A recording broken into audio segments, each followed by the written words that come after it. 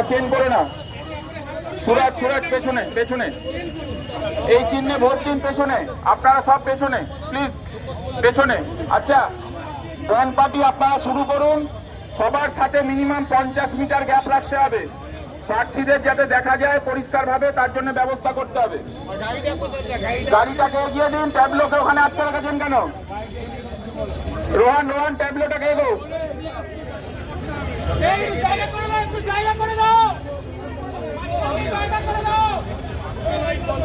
এই দুজন deleted voter আমার ওয়ার্ডের 81 নম্বর ওয়ার্ডের।